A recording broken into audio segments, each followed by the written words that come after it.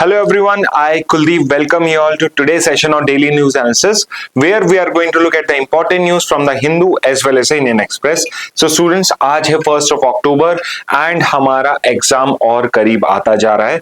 I would say this is the last opportunity for those who are serious for their preparations और उनको लगता है कि उनकी preparation में कुछ gap है.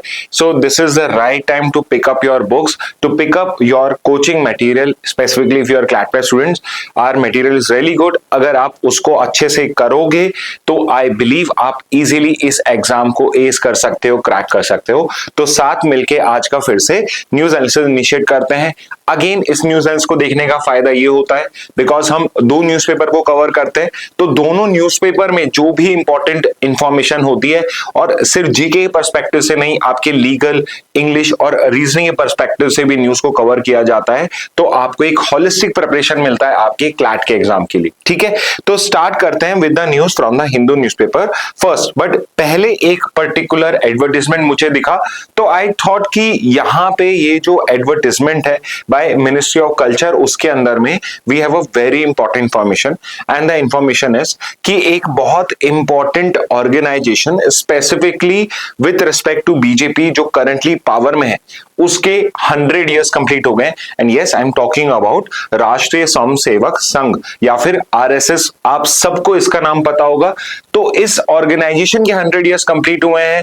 तो बिकॉज ये हमारे पॉलिटिक्स के लिए इंपॉर्टेंट इंस्टीट्यूशन है, करंटली जो गवर्नमेंट है, मैनी बिलीव कि ये जो गवर्नमेंट है आज के टाइम में, जो बीजेपी पॉलिटिकल पार्टी है, ये डिराइव्ड ही या फिर ये पॉलिटिकल विंग है आरएसएस का. बिकॉज आरएसएस अपने आप को नॉन पॉलिटिकल बोलता है, इसलिए बीजेपी उसका एक पॉलिटिकल विंग बोला जाता है. ओके, तो इन सब रीजन से आरएसएस हमारे लिए इंपॉर्टेंट है. तो उसके जो इंपॉर्टेंट फैक्टॉइड्स हैं जो हमारे एग्जाम में स्पेसिफिकली क्लैट एलेट में आ सकते हैं, उनको हम एक बार कवर करेंगे. एंड इस पर्टिकुलर एडवर्टाइजमेंट से समझ में आता है कि गवर्नमेंट कितनी इंपॉर्टेंस या बीजेपी कितनी इंपॉर्टेंस देती है. बिकॉज इस पर्टिकुलर ओकेजन पे prime minister himself is going to release a commemorative postage coin and a stamp. तो एक कॉइन और पोस्टेज स्टैम्प जो होता है वो यहाँ पे वो रिलीज करने वाले हैं. तो उससे हम समझ सकते हैं कि आरएसएस कितनी इंपॉर्टेंट है गवर्नमेंट के लिए. एंड बिकॉज गवर्नमेंट के लिए इंपॉर्टेंट है, न्यूज के लिए इंपॉर्टेंट है, तो हमारे एग्जाम के लिए भी इंपॉर्टेंट है. तो हम यहाँ पे जो बेसिक्स होते हैं आरएसएस के, एक बार वो देख लेते हैं. फॉर एग्जाम्पल कि if a question comes regarding the nature of this particular organisation, तो इसको हम इस तरीके से कैटेगराइज कर सकते हैं कि ये एक ऐसी कल्चरल ऑर्गेनाइजेशन है जो हिंदुत्व आइडियोलॉजी को प्रमोट करती है. ठीक है, अब आपके लिए टास्क देता हूं मैं आपको एक, एंड द टास्क इज कि आप या तो सर्च करके या फिर जो भी आपका पर्टिकुलर अंडरस्टैंडिंग है हिंदुत्व आइडियोलॉजी का, उसको आप कमेंट बॉक्स में लिखिए.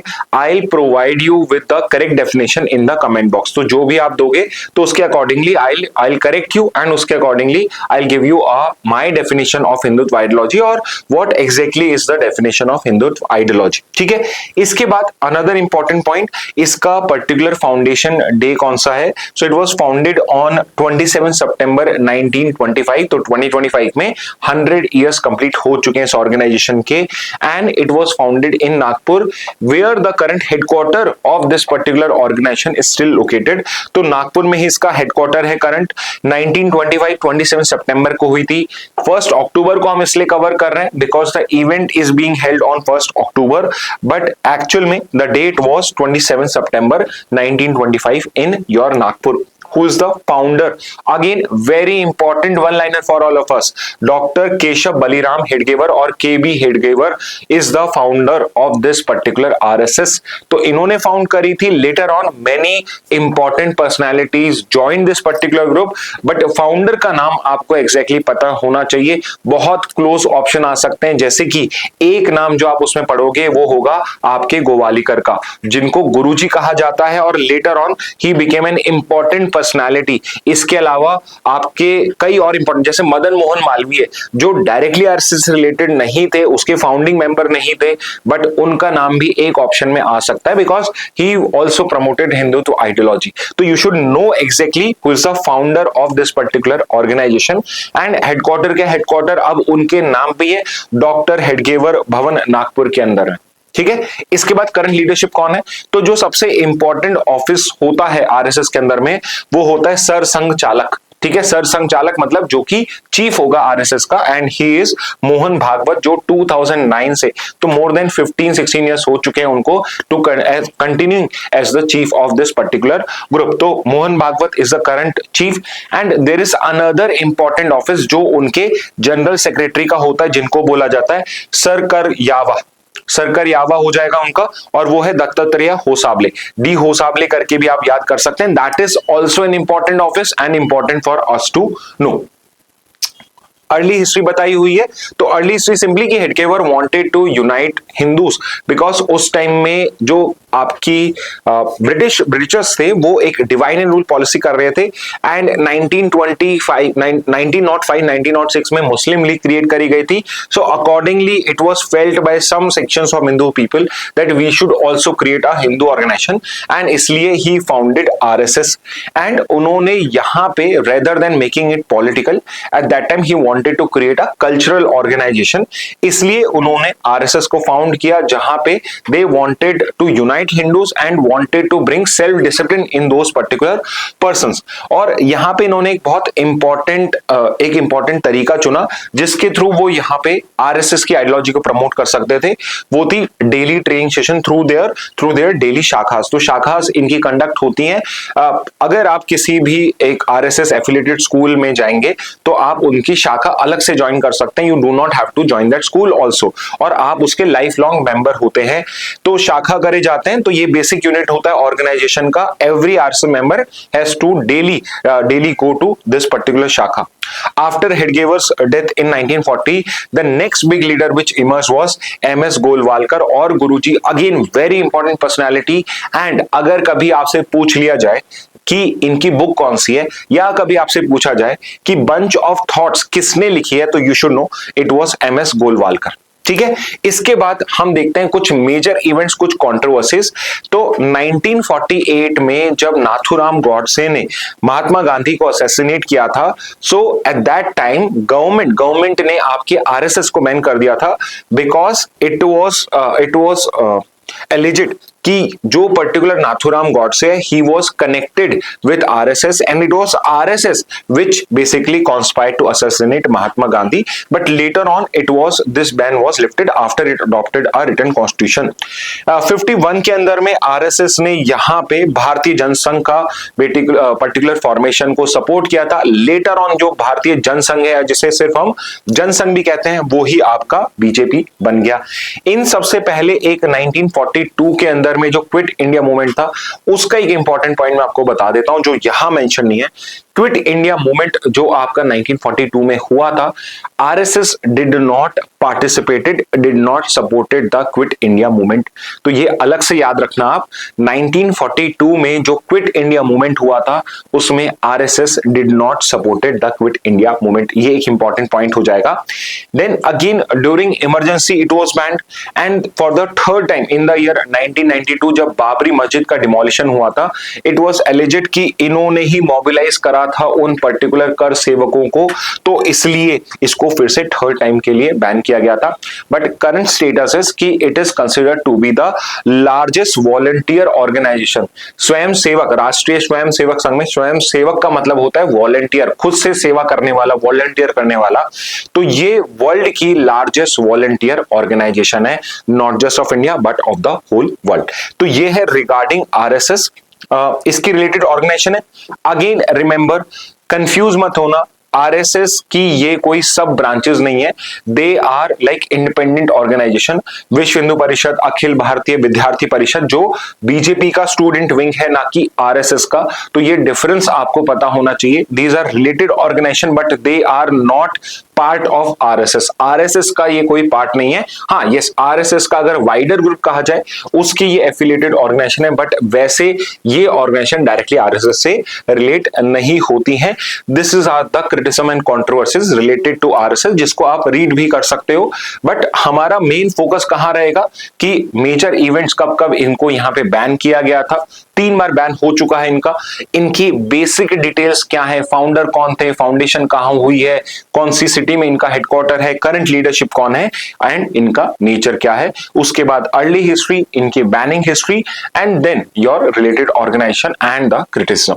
तो ये सब 4-5 चीजें आप अगर एक हैंडआउट में कहीं पे आप लिख लेंगे तो आपका आरएसएस का कोई भी क्वेश्चन होगा, आई डाउटेड कि आपका कोई क्वेश्चन मिस आउट होगा या गलत होगा। ठीक है, नेक्स्ट न्यूज पे आते हैं। Again very important, I would से कि जहां पर भी आपने हमास के या इजराइल पैलेस्टीन के नोट्स बना रखे हैं उसके अंदर में इस पर्टिकुलर पॉइंट को भी आप नोट कर लें। ठीक है, यहां पे क्या हुआ है, बेंजामिन नेतन्याहू जो इजराइल के प्राइम मिनिस्टर हैं, उन्होंने यूएस में विजिट किया और वहां पे यूएस के प्रेसिडेंट ने, डोनाल्ड ट्रंप ने एक पर्टिकुलर पीस प्लान या Gaza ceasefire plan release करा है जिसका नाम है comprehensive plan to end Gaza conflict. Comprehensive plan to end Gaza conflict. और यहां पे उन्होंने, डोनाल्ड ट्रंप ने आपके हमास को 72 आवर्स का टाइम दिया है टू इधर एक्सेप्ट इट और फेस द फ्यूरी। तो एक चीज तो यहां समझिए कि जो पर्टिकुलर प्लान इनको दिया गया है, इट इज समथिंग जो आपका इजराइल जो है, इजराइल उनपे बेसिकली इंपोज करना चाहता है, उसी से थोड़ा सा अलग करते हुए। यहां पे हमास के फेवर का कुछ भी नहीं है, इट्स बेसिकली एन अल्टीमेटम कि जो मैं कह रहा हूं, जो इजराइल के थ्रू मैं कह रहा हूं आपको, या तो उनको आप एक्सेप्ट कर लीजिए, अदरवाइज इजराइल जो है ये आपको पूरा या पूरे गाजा को डिस्ट्रॉय कर देगा, नॉट जस्ट हमास। और यहां पे इट लुक्स लाइक कि हमास के पास या गाजन्स के पास कोई ऑप्शन नहीं है, बिकॉज अदरवाइज जो इजराइल वहां पे डिस्ट्रक्शन कर रहा है, अगर अब हमास उसको नहीं मानता है, जो इन एनी केस उनके लिए शायद एक्सेप्टेबल कंडीशन नहीं होगी, तो जो इजराइल कर रहा है वहां पे, जो अदरवाइज अनएथिकल सा लग रहा है सबको, वो उसको एक लेजिटिमेसी मिल जाएगी from the hands of US. अभी यूएस पे प्रेशर बहुत ज्यादा है कि आप इजराइल को यहां पे समहाउ स्टॉप करिए, उसको कहीं ना कहीं वहां पे पॉज कराइए, वो जिस तरीके से अटैक कर रहा है। और यहां पे यूएस ने क्या करा है, US is giving some unacceptable conditions and it is claiming कि देखिए हमने तो पीस प्लान दिया था और हमास नहीं मान रहा है, तो अब इजराइल या यूएस क्या कर सकता है। तो इस कंटेक्स्ट में यहां पे आपके डोनाल्ड ट्रंप ने एक कॉम्प्रिहेंसिव प्लान रिलीज करा है to end the Gaza conflict. तो ये भी एक इंपॉर्टेंट पॉइंट हो जाएगा। इसके जो सब पॉइंट्स है all are important and I would say may be 3 दिन के अंदर में ज्यादा क्लियर होगा। अगर ये एक्सेप्ट हो जाता है, so this is going to be the future plan. ठीक है, इसी के थ्रू, इसी के तरीके से सारा जो गाजा के अंदर में पीस प्रोसेस है वो रन होगा। अगर एक्सेप्ट नहीं होता है तो भी जो ये बेसिक पॉइंटर्स हैं ये हमारे लिए इंपॉर्टेंट रहेंगे, because this is what the Donald Trump comprehensive plan is. तो अगर इजराइल पैलेस्टीन का क्वेश्चन आता है, जो अब बहुत ज्यादा हमें लग रहा है कि वापस से आ सकता है, 2 साल पहले आया था फिर से आ सकता है, तो उसके अंदर में ये पर्टिकुलर जो प्लान है दिस बिकम्स इंपॉर्टेंट। तो इसके पॉइंट्स आप अच्छे से कर लेना। सो अगेन ये जो प्लान है किसने प्रपोज किया है, तो it has been propose by Donald Trump, not by Benjamin Netanyahu. तो ये गलती मत करिए आना, डोनाल्ड ट्रंप का ये पर्टिकुलर प्लान है जिसके अंदर में देयर आर 20 पॉइंटर्स हैं, जिसके अंदर में आपको कैसे गाजा कॉन्फ्लिक्ट को एंड करना है वो प्रोवाइडेड है। ओके, एंड करेंटली हमास ने इसको फॉर्मली एक्सेप्ट नहीं करा है। बहुत टाइम से नेगोशिएशन चल रही है, including many other countries also, but अभी तक कोई भी ब्रेक थ्रू यहां पे नहीं आया और ये भी अभी फॉर्मली एक्सेप्टेड नहीं है।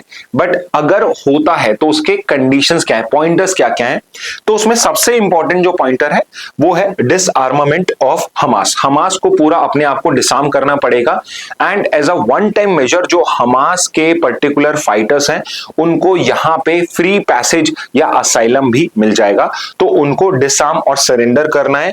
Members who agree to peaceful coexistence and decommissioning weapons will receive amnesty. So अगर उन्होंने यहां पे पीस के लिए एग्री कर लिया, इस प्लान को एक्सेप्ट कर लिया, तो उनको यहां पे बेसिकली एमनेस्टी मिल जाएगी, they would not be punished. Third is कि हमास के जो फाइटर्स हैं उनको एक सेफ पैसेज मिलेगा to countries like Jordan, Egypt, Qatar और Iran, provided they accept it, कि सामने वाली कंट्री अगर उनको एक्सेप्ट कर लेती है तो these people will get safe passage to these particular country. Okay, तो ये एक समहाउ एक पर्टिकुलर पीस ऑफरिंग है from the US and Israel की ठीक है, अगर आपने क्राइम्स भी कमिट करें, बट अगर आप फ्यूचर में नहीं कमिट करोगे, you agree for peaceful coexistence, then in this case you would get amnesty as well as safe passage. Next पे आते हैं, अनदर वेरी इंपॉर्टेंट पॉइंट, यहां पे जो डोनाल्ड ट्रंप है या यूएस एंड इजराइल है, दे आर प्रपोजिंग कि गाजा के अंदर में neither Hamas would exist and nor some Palestinian force would exist in the initial period, और उसके लिए उसको स्टेबलाइज करने के लिए there would be a international force जिसको बोला जाएगा ISS, international stabilisation force. Again very important point for us, एक टेम्पररी आईएसएफ, तो इनिशियल पीरियड के लिए एक आईएसएफ इंटरनेशनल स्टेबलाइजेशन फोर्स बनाई जाएगी जो गाजा के अंदर में डिप्लॉय करी जाएगी and would be supported by the US, Arab countries and other international partners, possibly the United Nations. तो यहां पे if it is agreed, this particular plan is agreed, तो एक टेम्पररी आईएसएफ क्रिएट करा जाएगा। ISF will train vetted Palestinian police forces, तो यहां पे बेसिकली पैलेस्टीन पुलिस फोर्सेस बनाई जाएगी आगे फ्यूचर के लिए, उनको वेट किया जाएगा, उनका क्रॉस चेक किया जाएगा एंड उसके बाद में जॉर्डन और इजिप्ट के साथ मिलके में पैलेस्टीन पुलिस फोर्सेस को यहां पे ट्रेन किया जाएगा बाय द आईएसएफ। ऑब्जेक्टिव क्या है? Prevent weapon inflow into Gaza, ensure security and facilitate flow of goods for Gaza reconstruction. तो गाजा को वापस से रिकंस्ट्रक्ट करना है, रीडेवलप करना है, तो उन सबके लिए we need a stabilisation force, और initially it would be ISF and later एक Palestinian police force would be trained by ISF and Jordan and Egypt. Okay, however इसमें एक important आपका particular addition है which is कि Israel Defense Forces would continue to basically secure that particular Gazan territory, और धीरे धीरे भी withdraw करेगी प्रोवाइडेड यहाँ पे आईएसएफ जो है वो कंप्लीट टेक ओवर कर लेता है and later on Palestine police force जो है जो पीसफुल कोएग्जिस्टेंस में बिलीव करती है इसराइल के साथ, ये यहाँ पे आ जाती है। तो तब तक, उससे पहले तक IDF Israeli defence force would continue. तो ये एक पर्टिकुलर इंपॉर्टेंट डिमांड है हमास की जो इनडायरेक्टली यहाँ पे एक्सेप्ट नहीं की जा रही है बाय इजराइल एंड यूएस। ठीक है, इसके बाद गवर्नेंस स्ट्रक्चर क्या होगा, उसको अलग से बहुत अच्छा नाम दिया गया है, डे आफ्टर प्लान। तो ये जब कॉम्प्रिहेंसिव प्लान एक्सेप्ट हो जाएगा, what would be the next day after the plan, उसके बाद क्या होगा?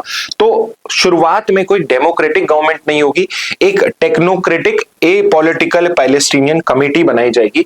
तो पैलेस्टीन के ही पर्टिकुलर रीजन के लिए, वेस्ट बैंक प्लस गाजा के लिए एक technocratic and A political means कि यहां पे किसी को इलेक्ट नहीं किया जाएगा, टेक्नोक्रेटिक होंगे, which means these would be people जो आपके एडमिनिस्ट्रेशन के अंदर में या इस पर्टिकुलर पर्पस के लिए आपके एक्सपीरियंस लोग हैं, they would be basically governing the Gaza as well as the Palestinian territory.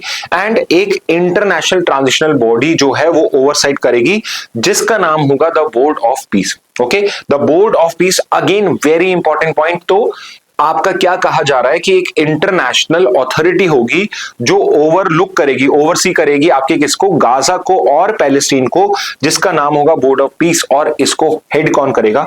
It would be headed by Donald Trump, not bye US president, it would be headed by Donald Trump. तो board of piece जो है इसको Donald Trump head करेंगे, जो basically Gaza और आपके Palestine को यहाँ पे, उसके ट्रांजिशन को यहाँ पे ओवरसी करेगा। तो again very important point. Third is humanitarian add जो है वो अलाउ हो जाएगी, हर टाइप का जो भी हमें जो भी गाजा के अंदर में रिक्वायरमेंट है वो सब वहां पे बताया, वहां पे पहुंचाया जाएगा और एड डिस्ट्रीब्यूशन होगा। It would be done by United Nations as well as Red Crescent. तो एक रेड क्रॉस करके ऑर्गेनाइजेशन है और एक रेड क्रेसेंट करके ऑर्गेनाइजेशन है। Red Cross is basically related to Christianity और Red Crescent is related to your Muslim charity etcetera. तो यहां पे इन दो को ऑर्गेनाइजेशन को यहां पे अलाउ किया जाएगा to provide humanitarian aid. Next पे आ जाते हैं अनदर वेरी इंपॉर्टेंट पॉइंट। यहां पे होस्टेजेस जो हैं आपके हमास के पास में, जो इजरायली हॉस्टेज हैं और जो प्रिजनर्स हैं, उनको स्वैप किया जाएगा with in 72 hours of Israel's acceptance. अगर इजराइल यहां पे इसको एक्सेप्ट कर लेता है, all hostages alive and disease must be return. जितने भी हॉस्टेज हैं, चाहे उनकी डेड बॉडीज हो चाहे अलाइव हो, they must be return. In exchange Israel to release 250 life sentence prisoners and 1700 Gaza detainees. तो 1700 के गाजा के डिटेनीज हैं इजराइल फोर्सेस के पास में एंड 250 लाइफ सेंटेंस प्रिजनर्स हैं, उन सबको रिलीज करा जाएगा including all women and children. जितने भी विमेन चिल्ड्रन अगर डिटेंशन में है, plus 250 life sentence prisoners and 1700 Gazan prisoners, इनको यहां पे लीव कर दिया जाएगा। And for every deceased Israeli hostage delivered back in that particular case 15 Gazans will be release, remains of 15 Gazan. तो जो डेड बॉडीज इजराइल के पास है गाजा के पर्संस की, एक पर्टिकुलर इजरायली हॉस्टेज की डेड बॉडी को रिलीज करने पे 15 Gazan dead bodies would be release by Israel. Okay, तो ये एक और आपका इंपॉर्टेंट हॉस्टेज प्रिजनर स्वैप हो जाएगा। इसके बाद में इस पर्टिकुलर प्लान की क्या गारंटी के सक्सेसफुल होगा? So many countries have welcomed it, specifically the Arab countries. तो Qatar, Jordan, UAE, Indonesia, Pakistan, Turkey, Saudi Arabia, Egypt, all being Muslim countries, इन सब ने इस पर्टिकुलर प्लान को वेलकम किया है। यहां पे एक हमारे लिए शोर आए है, वो है Pakistan. Pakistan is also one of the countries जो यहाँ पे एक इंटरनेशनल प्लेयर की तरह बिहेव कर रहा है, as if he has some stake या it can help in bringing peace to the Gaza. तो यहाँ पे ये सब कंट्रीज जो हैं ये इस पर्टिकुलर प्लान के फेवर के अंदर में है। China and Russia has also supported this particular proposal.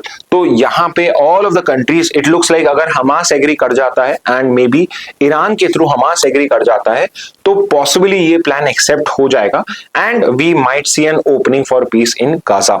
India का स्टेक क्या है? तो peace is crucial for India because ये जो पर्टिकुलर रीजन है it is important for India. एक तो इजराइल और उसके आसपास कंट्री में हमारा बहुत बड़ा डायस्पोरा है and plus middle east is the source of 80% of oil imports for India.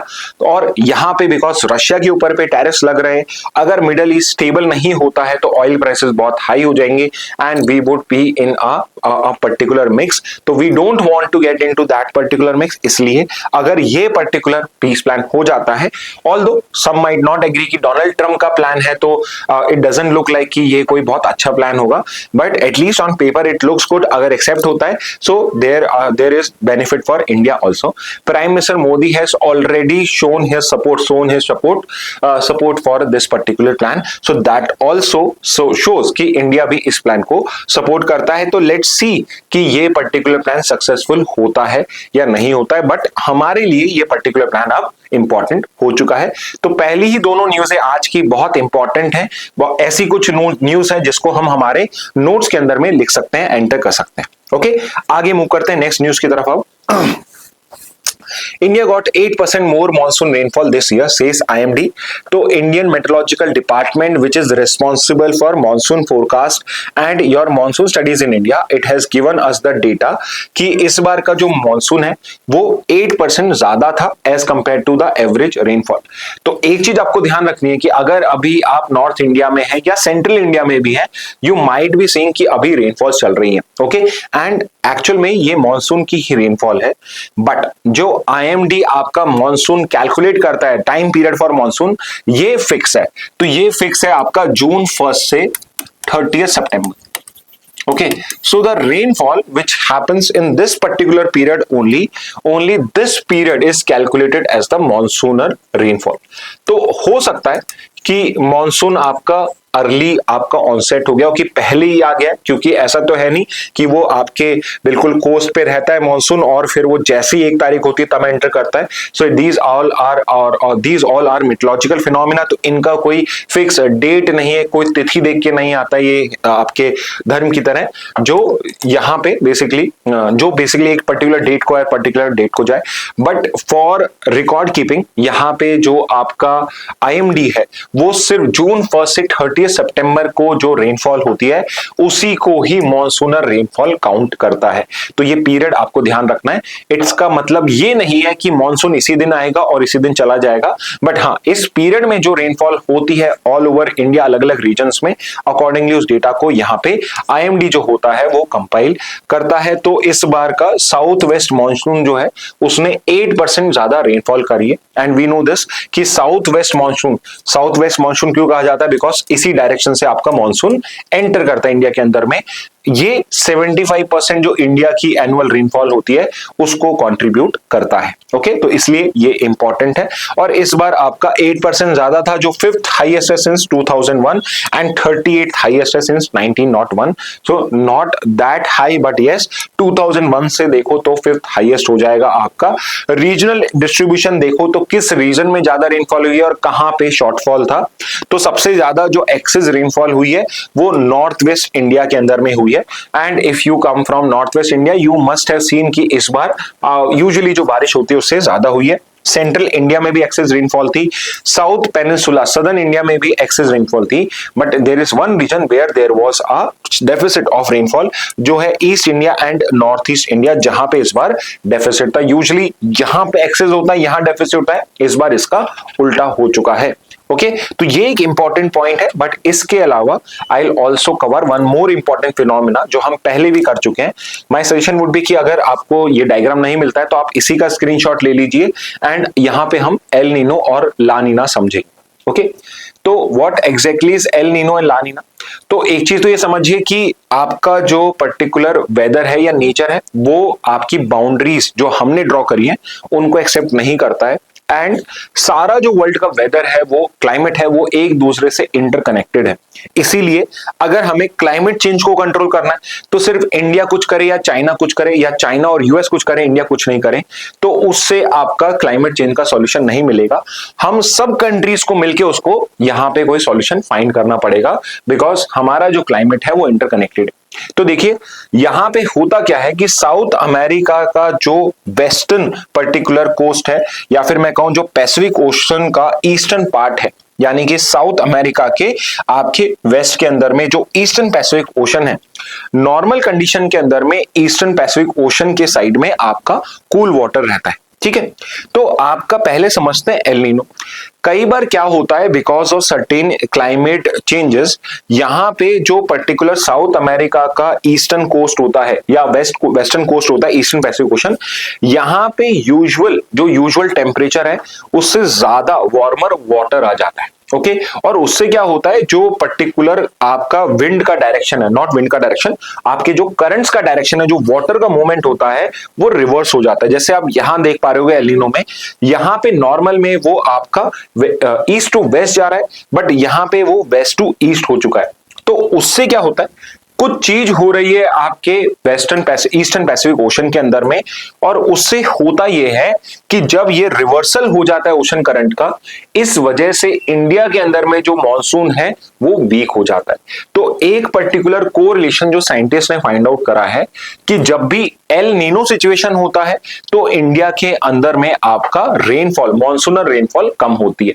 अब हो सकता है एल नीनो फिर भी बारिश अच्छी हो जाए, उसका रीजन ये है कि सिर्फ एक फैक्टर नहीं है, बहुत सारे फैक्टर्स हैं। तो ये अगर इंडिया के या मॉनसून के अगेंस्ट चला गया, कोई और फैक्टर्स हो सकते हैं जो मॉनसून के फेवर में चली जाए और इस वजह से रेनफॉल अच्छी हो जाए।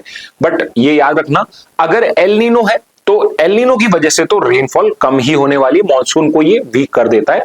और क्यों कर देता है ये हमें क्लियर नहीं है, बट साइंटिस्ट ने ये कोरिलेशन फाइंड आउट कर लिया है कि अगर एल नीनो होता है तो वहां पे मॉनसून वीक हो जाता है। ठीक है सिमिलरली कुछ सिचुएशन में एल नीनो का अपोजिट हो जाता है, यानी कि अगर एल नीनो में वार्मर वाटर्स है, नॉर्मल में यूजुअल वाटर में एक थोड़ा सा कूल टेम्परेचर है, कुछ पर्टिकुलर साल ऐसे होते हैं जैसे कि ईयर 2025 है, जब इस पर्टिकुलर रीजन के अंदर में साउथ अमेरिकन वेस्टर्न कोस्ट में या ईस्टर्न पैसिफिक ओशन में यूजुअल से ज्यादा कूलर वाटर वहां पे मौजूद होता है। और जब ये यूजुअल से ज्यादा कूलर होता है तो ये जो पर्टिकुलर ओशन करंट्स हैं ये और भी ज्यादा स्ट्रांग हो जाते हैं और इनका मूवमेंट और भी ज्यादा स्ट्रांग होता है फ्रॉम ईस्ट टू वेस्ट। और ये क्या करता है, ये वाटर को इंडियन ओशन की तरफ ज्यादा पुश करता है, जिससे क्या होता है आपका जो मॉनसून है वो स्ट्रॉन्गर हो जाता है। ठीक है तो यूजुअल अगर रहेगा तो नॉर्मल मॉनसून होगा, एल नीनो हो जाएगा तो वीकर मॉनसून होगा, और ला नीना हो जाएगा तो स्ट्रॉन्गर मॉनसून होगा। ठीक है तो ये चीज याद रखना। और ईयर 2025 जो है ये आपका ला नीना वाला ईयर है। So one of the reason why possibly we had better rainfalls, better monsoonal rainfalls this year is because of La Nina. एक और पर्टिकुलर कनेक्शन है and it is related to winters, कि जब भी हमारा ला नीना होता है उस टाइम हमारे विंटर्स जो होते हैं वो ज्यादा स्ट्रांग होते हैं, तो ठंड जो है वो ज्यादा पड़ती है। तो इन केस अगर आप नए पर्टिकुलर विंटर क्लोथ्स बाय करने की कोशिश सोच रहे हैं तो थोड़े बेटर वाले, थोड़े मोटे वाले बाय करना, बिकॉज इस बार ठंड थोड़ी ज्यादा पड़ेगी। एल नीनो होती है तो हमारा जो विंटर होता है वो थोड़ा सा वीक होता है, थोड़ा सा ही वीक होता है, but yes there is a particular difference, और ये कोरिलेशन जो है ये हमें अच्छे से पता है। Okay so this was another important news and topic for you. अगर नहीं समझ में आए, आई वुड से आप रिवाइंड करके फिर से देखिएगा, आपको ये अब समझ में आ जाएगा। ठीक है, नेक्स्ट पे चलते हैं। नेक्स्ट अब NCRB, national crime records bureau of India, जो हमें सारा डेटा कंपाइल करता है और हमें बताता है इंडिया के अंदर में जो क्राइम्स है उसका क्या डेटा है। एवरी 2 इयर्स ये पर्टिकुलर डेटा आता है। 2023 में लास्ट रिपोर्ट आई थी एंड अब 2025 में आपके पास में रिपोर्ट आई है और ये 2 साल के लैग से आता है। तो 23 में जो डेटा था वो 21 का था, 2025 में जो अभी रिपोर्ट आई है उसमें 2023 का डेटा है। पॉसिबली आपके एक एमआईटी सेशन में हम एनसीआरबी की जो ये रिपोर्ट आई है नई वाली, इसको प्रॉपरली कवर करेंगे। बट एक दो पर्टिकुलर जो आज न्यूज के अंदर में आया है, जो स्टडीज आई हैं, उनको हम कवर कर रहे हैं। जैसे कि पहली जो पर्टिकुलर जो एनसीआरबी से डेटा आया है वो है regarding road accident data. Again मैं एक चीज क्लियर कर देता हूं, ये जो एब्सोल्यूट नंबर्स होते हैं कि 4,64,000 एक्सीडेंट्स हुए इंडिया में, ये सब आपके एग्जाम में नहीं पूछे जाते हैं, तो इनको याद करने की रिक्वायरमेंट नहीं है। बट हाँ, कुछ स्पेसिफिक डिटेल्स होती हैं, पॉइंटर्स होते हैं जो आपको पता होने चाहिए। For example a simple knowledge या अंडरस्टैंडिंग कि क्या इंडिया में रोड एक्सीडेंट्स इंक्रीज हुए या कम हुए, ये आपको पता होना चाहिए। सो द आंसर इज कि इंडिया के अंदर में नंबर ऑफ एक्सीडेंट्स भी इंक्रीज हुए एंड एक्सीडेंट से रिलेट करा जाए तो नंबर ऑफ डेथ्स भी इंक्रीज हुई हैं। सो ऐसा नहीं है कि एक्सीडेंट होने के बाद आदमी जो होता है या पर्सन जो होता है वो बच जाता है, बट उसके बाद में डेथ का नंबर भी इंडिया में इंक्रीज हुआ है। तो लेट्स से एक्सीडेंट्स को तो कंट्रोल करना ही है, but we have to make sure कि जो एक्सीडेंट के बाद जो गोल्डन आवर होता है, what exactly is golden hour, की जो मेन टाइम होता है, अगर उस टाइम में फर्स्ट एड मिल जाए या उसको पर्टिकुलर मेडिकल हेल्प मिल जाए तो उस पर्टिकुलर केस के अंदर में उसकी जान बच सकती है। उस पर्टिकुलर गोल्डन आवर को हमें कैसे हम उसको यूज कर सकते हैं, कैसे एक्सीडेंट्स के बाद डेथ का नंबर हम डिक्रीज कर सकते हैं, उस पे भी हमें वर्क करना है। तो ओवरऑल टोटल एक्सीडेंट्स इंक्रीज हुए हैं, but at the same time total deaths या नंबर ऑफ डेथ्स भी इंक्रीज हुई है। अगर हम विक्टिम प्रोफाइल पे जाएं तो किस टाइप के पर्टिकुलर रोड एक्सीडेंट सबसे ज्यादा होते हैं, तो पिछली बार जो रिपोर्ट आई थी उसमें पेडेस्ट्रियंस का नंबर सबसे ज्यादा था, बट इस बार क्या हुआ है, जो 2 व्हीलर राइडर्स हैं, सबसे ज्यादा जो रोड एक्सीडेंट के बाद डेथ का नंबर आया है वो 2 व्हीलर्स का आया है। तो 2 व्हीलर्स को अगर आप ड्राइव करते हैं, स्पेसिफिकली यू स्टूडेंट जो अभी शायद 18 प्लस भी नहीं है फिर भी वो ड्राइव करते होंगे and you drive rashly, even I wouldn't say कि मैंने नहीं करा है, but we have to understand कि यहाँ पे बहुत ज्यादा खतरा है एंड आपकी पूरी लाइफ स्टेक पे होती है, तो प्लीज ड्राइव केयरफुली। और यहाँ पे वो नंबर भी शोकेस हो रहा है कि around 80,000 death were caused by 2 wheeler accident in the last 1-2 years. ठीक है, इन द ईयर 2021 पेडिस्ट्रियन डेथ्स भी हैं 27,000। तो ये मैंने एक पापा से सीखा था, पापा मेरे कहते थे ये वाली बात कि भाई जब भी आप गाड़ी चला रहे हो तो ये मानो रोड पे चलने वाला बेवकूफ है, जब आप रोड पे चल रहे हैं तो ये मान के चलो गाड़ी चलाने वाला बेवकूफ है, यानी कि आपकी सुरक्षा आपके हाथ में है। तो ये पर्टिकुलर बहुत इंपॉर्टेंट लेसन है जो मैं कभी नहीं भूला, और आपको भी ये चीज याद रखनी चाहिए कि आपको खुद को ध्यान रखना पड़ेगा। अगर आप रोड पे हैं तो ध्यान रखिए, अगर आप खुद से गाड़ी चला रहे हैं तो भी आप ध्यान रखिए। इसके बाद 3rd नंबर पे आता है SUV car jeep Riders occupant जो हैं, अराउंड 25,000 डेथ जो हैं वो आपके इससे हुई हैं। तो यू कैन सी कि 45% of total deaths are because of 2 wheelers, और यहाँ पे अगर आप कार में 4 व्हीलर में होते हैं तो डेथ का नंबर कम हो जाता है। बट अगेन ऐसा नहीं है कि आप कार जीप में भी सेफ ही हैं, you have to drive safely there also. Do not over speed, careless driving ना करें, बिकॉज उसी से सबसे ज्यादा डेथ होती है। जैसे कि नेक्स्ट में आ जाएगा, बट टाइम ऑफ एक्सीडेंट देखें तो हमें यह भी पता पड़ा है कि किस टाइम पीरियड में सबसे ज्यादा एक्सीडेंट्स होते हैं। So the time period is between 6 PM to 9 PM, जहां पे सबसे ज्यादा पीक एक्सीडेंट आवर्स होता है आपका। ज्योग्राफिकल डिस्ट्रीब्यूशन देखें तो आपका जो नेशनल हाईवे है वहां पे सबसे ज्यादा डेथ्स होती हैं, फिर स्टेट एंड उसके बाद में स्टेट वाइज देख लेते हैं, ये इंपॉर्टेंट है। ओवरऑल देखें कि अगर मैं डिफरेंशिएट नहीं करता हूं इन व्हीकल टाइप तो ओवरऑल नंबर उत्तर प्रदेश में पॉपुलेशन ज्यादा है तो एक्सीडेंट के चांस भी ज्यादा होते हैं, but on the other side we have the highest 2 wheeler death जो एक डेवलप्ड स्टेट के अंदर में कह सकते हैं, which is state of Tamil Nadu. So better roads leads to over speeding, उस वजह से तमिलनाडु के अंदर में 2 व्हीलर्स की डेथ जो है वो बहुत ज्यादा हो रही है। तो ये एक इंपॉर्टेंट डेटा है आपके लिए कि आपके उत्तर प्रदेश के अंदर में सबसे ज्यादा डेथ होती है टोटल रोड एक्सीडेंट्स की, और तमिलनाडु के अंदर में अगर सिर्फ 2 व्हीलर का नंबर देखा जाएगा तो वहां पे होती है। हाईवेज देखा जाए तो नेशनल हाईवे आपका अराउंड 34% डेथ को यहां पे करता है। Okay, peak accident hours are 6 PM to 9 PM, तो ये इंपॉर्टेंट हो जाएगा। Causes of death very important, सबसे ज्यादा 58% जो डेथ हुई है उसके अंदर में कॉज जो आइडेंटिफाई किया गया था इट वाज ओवर स्पीडिंग। तो आप स्पीड कर रहे हो उस वजह से आपकी कंट्रोल में नहीं होती है, या फिर कोई सामने पर्सन आ गया है और उसकी डेथ हो गई बिकॉज यू वर स्पीडिंग, तो यहां पे that is the biggest cause. And second is dangerous और केयरलेस ड्राइविंग एंड ओवरटेकिंग। तो उस पर्टिकुलर केस के अंदर में भी 23%, तो आप इन दो को ऐड कर लीजिए तो यू वुड सी कि 75% डेथ्स जो होती हैं वो ह्यूमन एरर की वजह से हो रही हैं, स्पीडिंग की वजह से, केयरलेस ड्राइविंग की वजह से। तो अगर आप एज अ ह्यूमन एजेंसी को अगर हम इंप्रूव कर सकें, वो प्रॉपर्ली ड्राइव करें, तो हम अराउंड 75% अननेसेसरी डेथ्स को, अननेसेसरी लॉस ऑफ लाइफ्स को यहां पे सेव कर सकते हैं। ओके, एंड फाइनली एक और डेटा दे रहा हूं मैं आपको। India is not the world capital when it's come to number of road deaths per 100,000 people. यानी कि अगर पर कैपिटा के हिसाब से देखी जाए तो सबसे ज्यादा डेथ इंडिया में नहीं होती है। इंडिया बिकॉज बहुत लार्जली पॉपुलेटेड है, स्टिल अनऑर्गेनाइज्ड है, रोड इतना बेटर नहीं है, रोड इंजीनियरिंग, इस वजह से इंडिया में एब्सोल्यूट नंबर में तो हाईएस्ट है, बट अगर पर 1 लाख पॉपुलेशन देखा जाए तो आपका जो एक साउथ अमेरिकन कंट्री है गुइना करके, उसमें सबसे ज्यादा आपकी पर्टिकुलर डेथ्स होती है। तो गुइना में सबसे ज्यादा डेथ्स होती हैं पर 1000 पर लाख पॉपुलेशन, और इंडिया में एब्सोल्यूट नंबर में सबसे ज्यादा होती हैं। ठीक है, नेक्स्ट पे आते हैं। सिमिलरली एनसीआरबी ने हमें फार्मर सुसाइड्स का भी यहाँ पे डेटा दिया है। पूरा सुसाइड का एक चैप्टर है, वो अभी तक उस पर कोई न्यूज नहीं आई है, तो दैट्स व्हाई आई सेड कि हम एमआईटी में सब कुछ कवर करेंगे, बट यहाँ पे अगर सिर्फ फार्मर सुसाइड का देखें तो 2-3 इंपॉर्टेंट पॉइंट्स हैं। One of the important point is कि यहाँ पे फार्मर सुसाइड जो है उनका नंबर थोड़ा सा कम हुआ है, but what we need to understand is कि कहां पे सबसे ज्यादा डेथ्स हुई हैं। तो सबसे ज्यादा वो डेथ हुई है वो हुई है आपकी महाराष्ट्र के अंदर। ओके, फर्स्ट पे है महाराष्ट्र और सेकंड पे है कर्नाटका फार्मर सुसाइड्स के अंदर में, not in total suicides but in terms of your farmer suicides. तो फर्स्ट पे महाराष्ट्र है जो अराउंड 38% फार्मर डेथ्स के लिए रिस्पॉन्सिबल है, और कर्नाटका 22% पे है। यानी कि आप ये देखिए कि करीब करीब 60% जो डेथ हो रही है ये सिर्फ इन 2 स्टेट से निकल के आ रही है फार्मर सुसाइड्स की। अपार्ट फ्रॉम दीज 2 स्टेट्स कुछ ऐसी स्टेट्स भी जिन्होंने 0 डेथ्स यहाँ पे रिपोर्ट करी है। ओके, बट मोस्ट सुसाइड्स कहां पे हुई हैं? जहां पे कॉटन और सोयाबीन के फार्मर्स हैं। तो जो कॉटन और सोयाबीन की बेल्ट्स हैं, और स्पेसिफिकली महाराष्ट्र कर्नाटका का वो रीजन मराठावाड़ और विदर्भ जहां पे कॉटन और सोयाबीन ग्रो करा जाता है, सबसे ज्यादा डेथ हुई है वो वहां पर ही हुई है।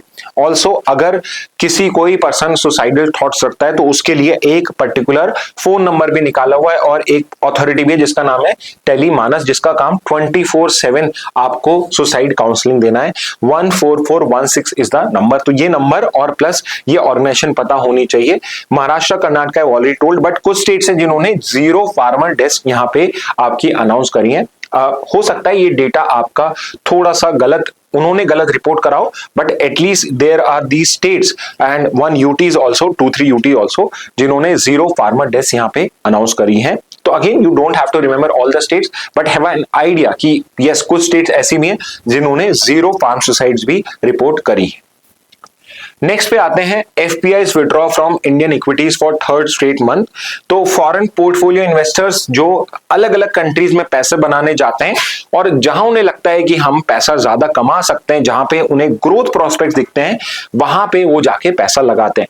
But at the same time अगर उन्हें लगता है कि यहाँ पे अगले 6 महीने में या साल भर के अंदर में उन्हें ग्रोथ नहीं दिखती है, तो वो फटाफट से पैसा भी वहां से निकाल के कहीं और इन्वेस्ट कर देते हैं।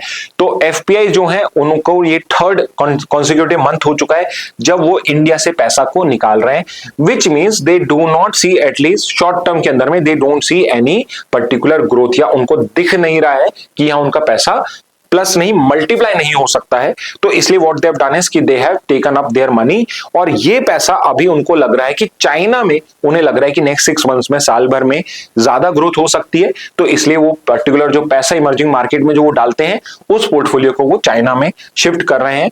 तो अराउंड 1.54 लाख करोड़ रुपीज जो है वो जनवरी सितंबर इस पर्टिकुलर पीरियड में वो निकाल चुके हैं। रीजन फॉर एफआईआई आउटफ्लोज, तो सबसे इंपॉर्टेंट रीजन तो है आपका यूएस के टैरिफ्स, जिससे उन्हें लग रहा है कि अभी करंटली जो एक्सपोर्ट सेक्टर है उसको ग्रोथ नहीं देखने को मिलेगी। दूसरा है कि जो कंपनीज ने अपनी पर्टिकुलर अर्निंग्स रिपोर्ट करी हैं उसके अंदर में भी थोड़ी सी डलनेस है, इस वजह से दे बिलीव कि यहां पे अभी थोड़ा सा जो शॉर्ट टर्म फ्यूचर है वो इतना ब्राइट नहीं दिख रहा है। Third is very important, rupee भी डेप्रिशिएट हो रहा है as compare to US dollar and other currencies, मतलब रुपी की इतनी वैल्यू नहीं हो रही है। सो दे फील लाइक कि अगर वो रुपी में इन्वेस्ट करते हैं और बाद में रुपी को कन्वर्ट करेंगे तो उनको उतना पैसा नहीं मिलेगा शायद जो कहीं और मिले। और ग्लोबली फंड कहां रिलोकेट हो रहा है, फ्रॉम इंडिया टू चाइना ये मूव कर रहा है। तो ये एफपीआई का न्यूज हो जाएगा।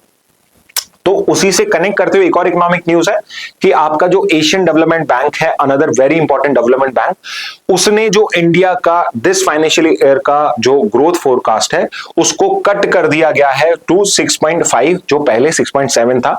एंड अगेन यहां पे भी प्राइमरी रीजन क्या दिया गया है, यूएस का जो टैरिफ है ऑन इंडियन इंपोर्ट्स। तो ऑल दो हमारा जो डोमेस्टिक सिनेरियो है वो तो बेटर दिखाया गया एडीबी ने, बट इट बिलीव्स कि internationally because of the tariff impact India को यहां पे अपने ग्रोथ के अंदर में सफर करना पड़ सकता है। और दे हैव आल्सो सेड कि जो मेजर सेक्टर्स हैं इंडिया के, like textile, readymade garments, jewellery, shrimp और chemicals, these would be the sector जो सबसे ज्यादा इंपैक्ट होंगे। On the other side IT services जो या सर्विस सेक्टर जो है, बिकॉज वो टैरिफ से इतना इंपैक्ट नहीं हो रहा है, this would be the least impacted sector. तो वहां तो ग्रोथ होगी, बट इन सेक्टर्स के अंदर में मोर देन प्रोपोर्शनल डाउनफॉल जो होगा, उस वजह से एडीबी बिलीव्स कि हमारी जो ग्रोथ है वो इतनी नहीं होगी। ADB is also important for you all, and यहां पे हो सकता है आपने करंट प्रेसिडेंट अपडेट ना कराओ 2025 में, अभी रिसेंटली इसके एडीबी का नया प्रेसिडेंट बना है जो ऑलवेज एडीबी का प्रेसिडेंट इज ऑलवेज जापानीज। तो मसाटो कांडा इज द कांड करके he has become the ADB. तो इस तरीके से आप याद कर सकते हो, कुछ फनी भी करोगे तो भी याद हो जाएगा।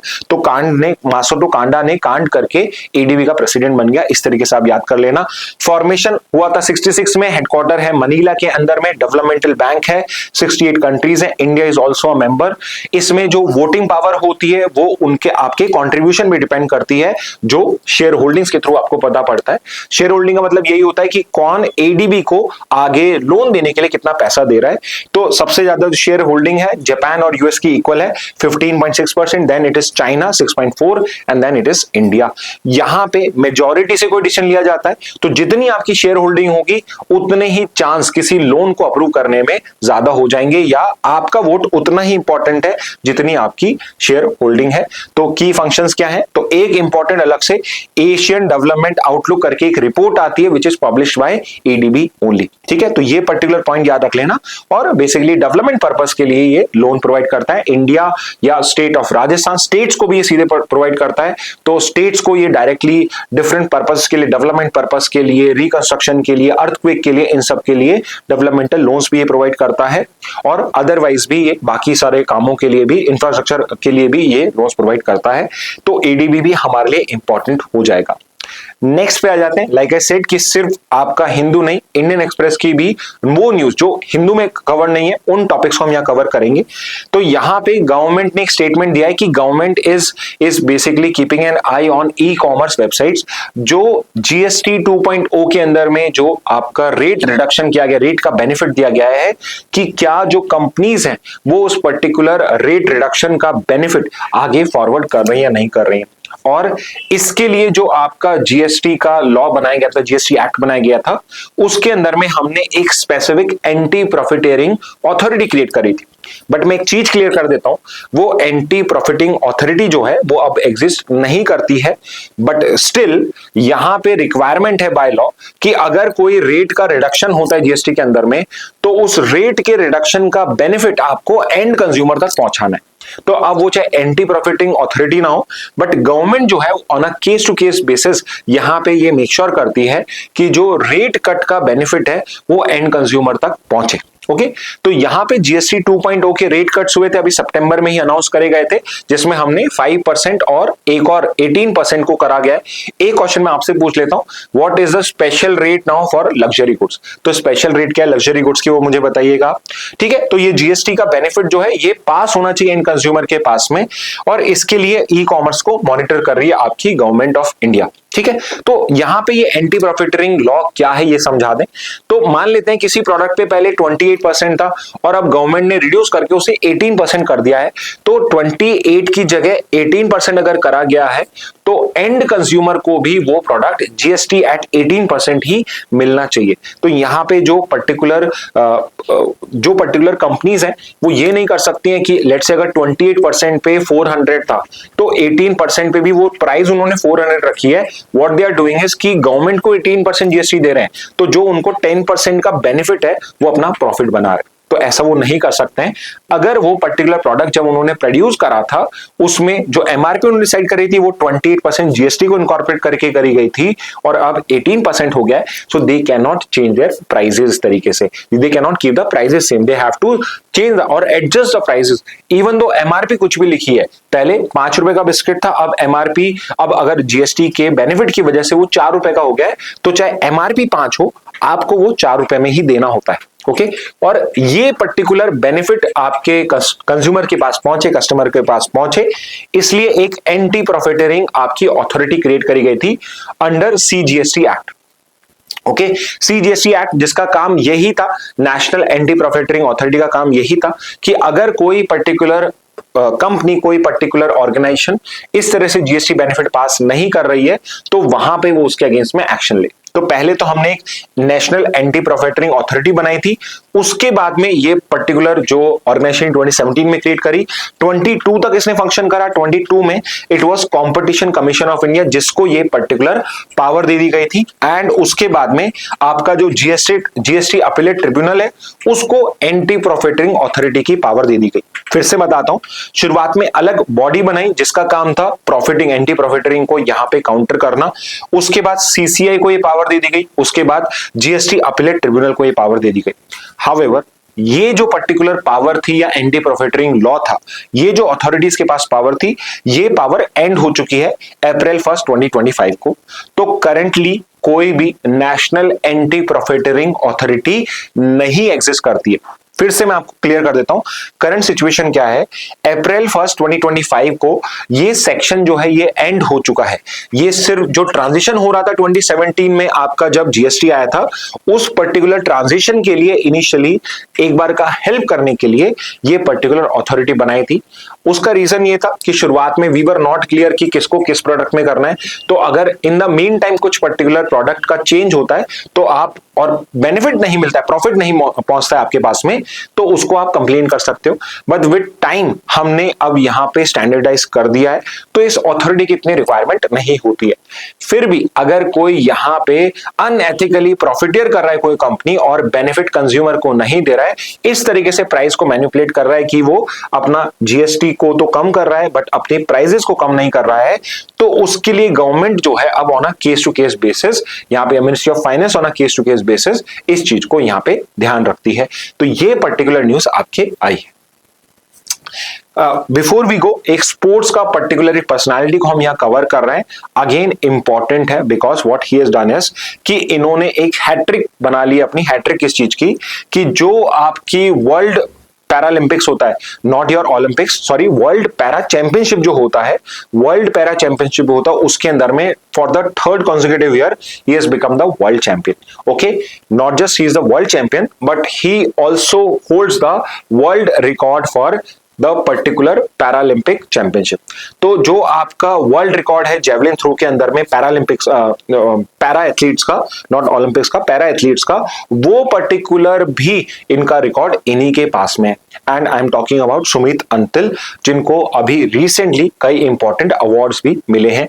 तो सुमित अंतिल जो है F64 javelin throw category, F64 is basically a particular category in javelin throw जिसके अंदर में ये पर्टिकुलर कोडिंग होती है। F स्टैंड्स फॉर कि आप एथलेटिक पर्टिकुलर स्पोर्ट्स के अंदर में पार्टिसिपेट कर रहे हो। 64 जो है ये एक सब कैटेगराइजेशन है जिसके अंदर में अगर आपका नी के बिलो कोई एम्प्यूटेशन है तो आप F64 में करते हो, नी से ऊपर है तो F63 में। तो इस तरीके से कोडिंग दी हुई है। तो F64 जेवलिन थ्रो कैटेगरी के अंदर में सुमित अंतिल ने 3rd टाइम उसमें गोल्ड मेडल जीता है वर्ल्ड पैरा चैंपियनशिप के अंदर में। तो इनके मेजर अचीवमेंट्स हम एक बार देख रहे हैं। तो टोक्यो में और पेरिस के अंदर में दोनों में में he was the gold medal winner. तो दोनों के अंदर में गोल्ड मेडल इनको मिला था और इनका टोक्यो पैरालंपिक्स में इन्होंने वर्ल्ड रिकॉर्ड क्रिएट करा था 68.55 मीटर्स का। करंट वर्ल्ड रिकॉर्ड जो है वो इन्हीं के पास में, but this is not this particular throw. इसके बाद इन्होंने इस रिकॉर्ड को भी बेटर करा है। एंड इसके बाद अगर हम देखते हैं तो 23 के वर्ल्ड पैरा एथलेटिक इन्होंने फिर से इसी का पर्टिकुलर अवार्ड जीता है 23 में gold medal with a throw of 70.83 metres. ठीक है, 2025 के अंदर में ही achieved a championship record of 71.37 metres, completing a hat trick of world titles. लगातार 3 पर्टिकुलर वर्ल्ड टाइटल्स ने जीते हैं और ये चैंपियनशिप रिकॉर्ड है, इस वर्ल्ड पैरा एथलेटिक चैंपियनशिप का इन्होंने रिकॉर्ड करा है। और वर्ल्ड रिकॉर्ड जो इन्होंने क्रिएट किया था वो कौन सा है? एशियन पैरा गेम जो 22 में हुए थे आपके, उसमें इन्होंने वर्ल्ड रिकॉर्ड क्रिएट करा था 73.29 मीटर्स के जेवलिन थ्रो का, जो आज तक भी वर्ल्ड रिकॉर्ड ही है आपका। कौन कौन से नेशनल अवार्ड्स मिले इन्हें? तो इन्हें पद्मश्री मिल चुका है और खेल रत्न जो हाईएस्ट आपका स्पोर्ट्स अवार्ड होता है, खेल रत्न अवार्ड, वो भी इनको 21 में ही मिल गया था। तो ये एक इंपॉर्टेंट प्रोफाइल जो है वो हमने अभी कवर करी सुमित अंतिल की। This is also important for your examination because इस टाइप के क्वेश्चंस भी आते हैं। ठीक है, ओके तो स्टूडेंट्स ये थी आज की सारी important news from both your Hindu and Indian Express. Again my advice would be कि for the next 1 month at least 1 month and 15 days 1 अक्टूबर से 15 नवंबर को प्लीज आप न्यूज एनालिसिस को फॉलो करिए। हम आपको बिफोर हैंड बता देंगे कि भाई आपको कब तक न्यूज एनालिसिस को प्रॉपरली फॉलो करना है। एटलीस्ट पूरे अक्टूबर और एटलीस्ट फर्स्ट वीक ऑफ नवंबर तक आपको रिलीजियसली इस न्यूज एनालिसिस को फॉलो करना है और इसके नोट्स भी बनाने। इन केस अगर आपके कोई क्वेश्चंस है, कोई फीडबैक है, you need some specific MIT, तो प्लीज लेट अस नो, हम उसको भी बहुत जल्द स्टार्ट करेंगे। Okay, with this message let's end today session. Thank you and have a very nice day.